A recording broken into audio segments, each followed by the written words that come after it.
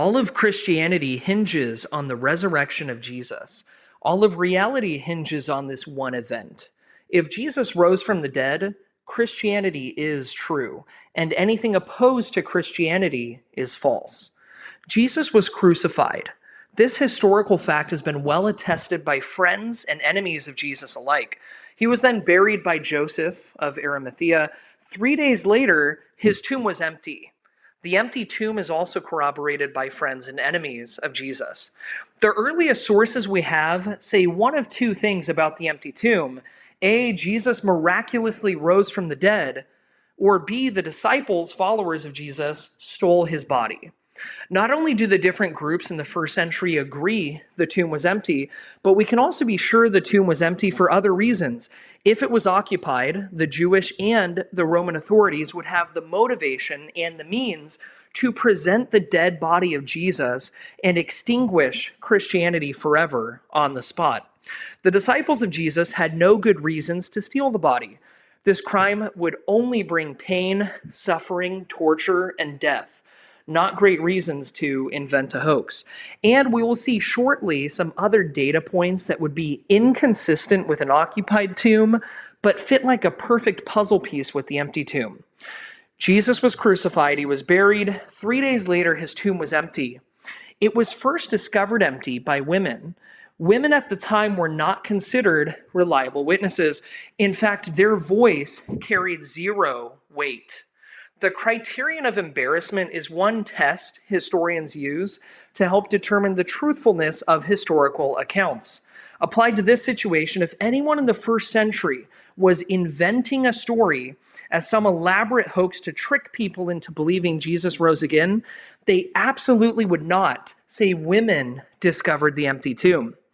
But if it actually happened that way, and the authors were committed to truth-telling, then it makes perfect sense that they accurately recorded what happened, even though it was embarrassing.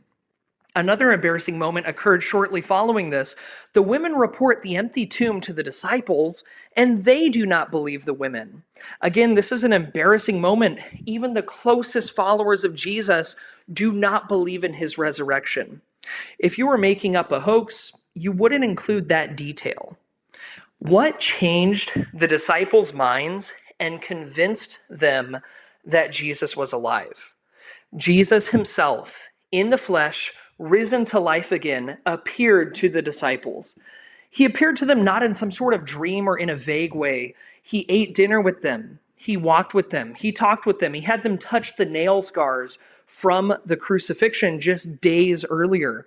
He also did not just show up once, but many times over several weeks. He even met with and spoke to a crowd of over 500 people at once. The disciples were then willing to be persecuted, suffer, tortured, and even killed for their belief in the risen Jesus and the truth of the gospel. I find it really interesting, too, that not one disciple was unconvinced of the resurrection, and not one of them recanted their faith. They had different backgrounds, different levels of skepticism, education, wealth, yet every single one of them was absolutely convinced because Jesus himself convinced them. If you know how hard it is to convince someone of something, it should be astounding that Jesus convinced 100% of them. He was batting 1,000. But it was not only his friends he convinced, but enemies too. Saul, better known as Paul, was a strong Pharisee who despised Christians, considered Jesus to be a false teacher, and was actively hunting down and persecuting Christians. How in the world did this enemy of Christianity, who literally tried to annihilate Christianity from the face of the earth, end up writing more books of the New Testament than anyone else? Because Jesus himself encountered Saul and transformed him. This is a man who had every bias against Christianity and every reason to reject Jesus, and yet he ends up giving up his power, his position, and ultimately his life to follow Jesus.